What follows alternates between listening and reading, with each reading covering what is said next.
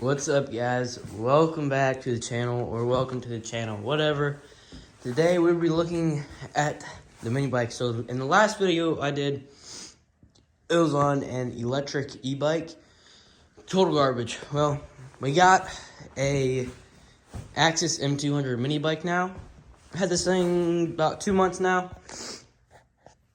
and the Chinese motor that it came with blew up, which then I went to Harbor Freight and bought the Predator 212, and on it I put a 30mm carburetor and a 10-tooth clutch.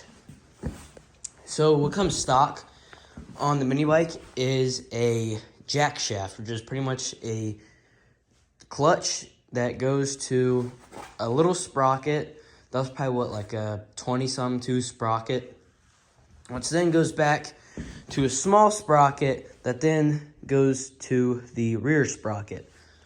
Well, I took that off, eliminated it, and put on a 10-tooth clutch with a straight chain back to the stock 52 sprocket.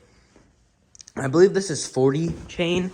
I don't really know. It might be 42. It's either 40 or 42. I don't really know. But, I mean, it runs great, other than it blows smoke sometimes when you let it idle for too long. And you go to start going, it'll choke a little bit and sputter, and then it'll take off. But the oil that I'm running in it is this Mobile One full synthetic 10W30 SAE. That's what I run in it. I just did an oil change. I got this thing Friday. I got the 212 Friday and ran it all day yesterday for as long as I could. And then changed the oil just now and just ran better than it did. I do need a new air filter because mine's a little beat up because I laid it down a couple times. But other than that, this thing runs pretty good. Probably ended up putting a better spark plug in it. In fact, I believe there's a brand new spark plug in here that I accidentally tossed in there. This is the old motor I took apart. Here's the jack shaft shut up. The clutch would come out here and run to that sprocket, which then ran to that little sprocket underneath. It's probably, yeah, here it is. This brand new spark plug that I accidentally tossed in there. Whoopsie. That was the Champion plug, so I'm gonna save that. Here, we have valve springs that'll probably end up. These are this old valve springs from the 196. These are probably gonna be the valve springs I put in it. These I think these are either 18 or 16 pound valve springs. Those will probably end up going in it. I have bearings for the case and new head gaskets. These are really nice cork head gaskets. But yeah. So everything that I've done to this is, to the bike at least, is a 30mm carburetor. These nice red foot pegs, they're a little loose. I don't have the return spring because I don't need all that. And this, this is Nibby. I really don't know what brand this is, but it is it's when you buy this twist throttle housing, it's just the housing. The cable, you have to buy separate. And I did have to do some modifications to this to get mine to fit, because the actual lug that is from the throttle cable that goes to this was too big and did not fit. So I had to do all that. I had to pinch the little tabs in to get it to stay, or to where it would be able to spring back. And then you have to tighten this. I put Loctite on it so then it would work. With all the breather setups, because the 212 has a gas tank breather, and when your breather on your gas tank gets clogged, your bike will actually run and then die after a little bit. This is the case with my buddies. He figured out why his was running and then would die was because his breather was clogged. And your breather from the stock setup would run to the carburetor, but as you can see, I don't have the stock carburetor. I have an aftermarket flat slide carburetor.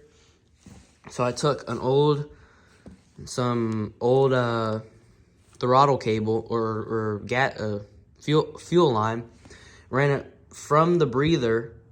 Well, actually, what I did first was this breather was pointed in like that. Honestly, I might just have to leave it like that, to be honest. I just ran it up to the seat. I'll probably end up putting it through that hole. Like that. And having it stick out. Let me see if I can do that with one hand. Like that.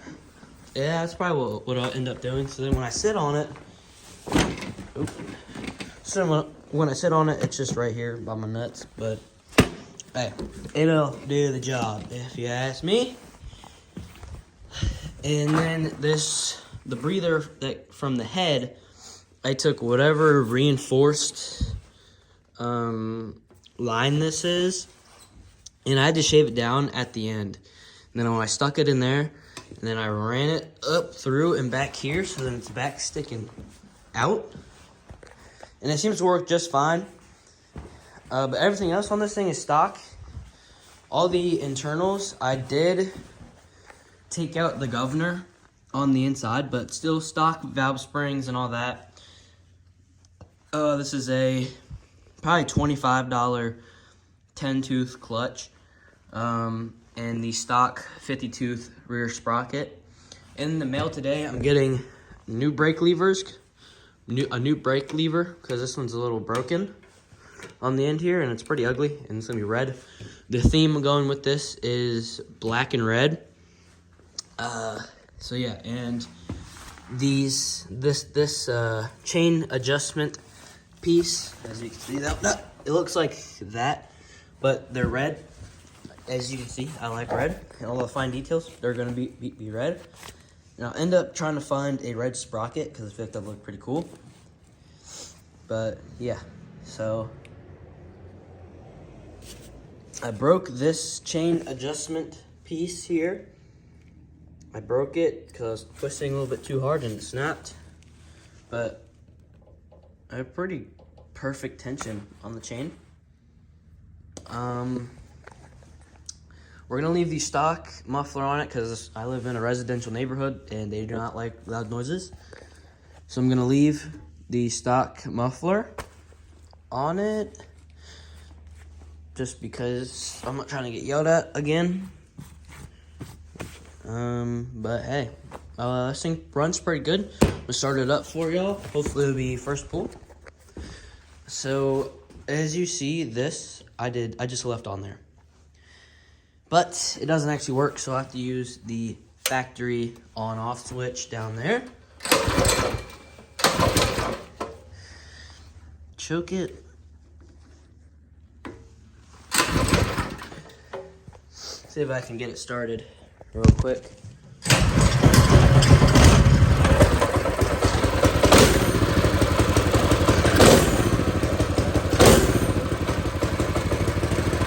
Here it's running.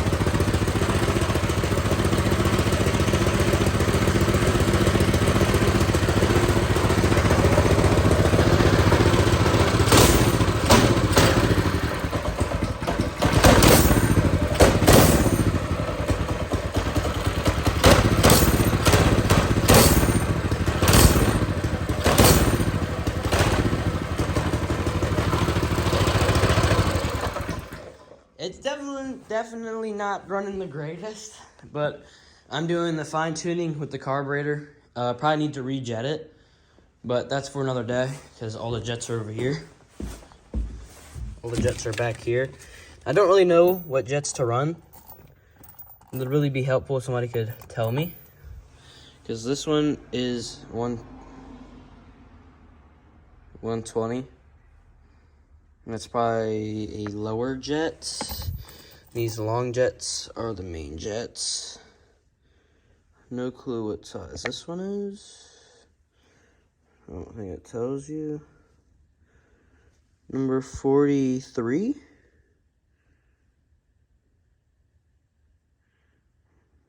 That's what that looks like. See if I can focus on it. Yeah, number 43. But that's the jets I need to look at. And I have another needle. Needle is this right here is in the right spot on the needle that's in that carb. Ooh. There we go. But yeah, so other things is the front light doesn't work with the 212.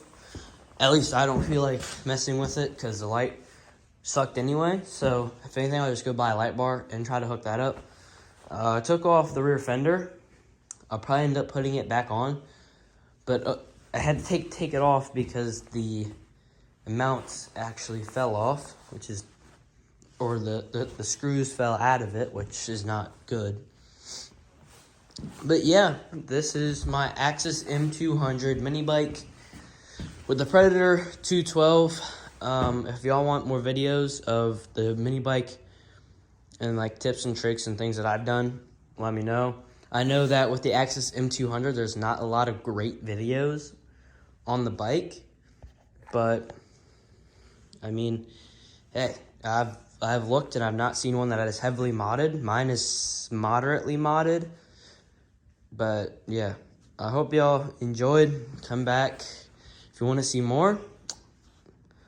I mean, I hope y'all come back. I mean, I like making videos, but let me know about the jetting and the number of jets I should use, please. And thank you for the guys that out there that are pretty good with this kind of stuff. I'm not too good with carburetors because, you know, I've never really had to deal with a carb. I've had to deal with the small carbs, not a 30mm motorcycle carb on a mini bike. But see y'all later. Come back, enjoy the video. Please and thank you. I love y'all. Bye-bye.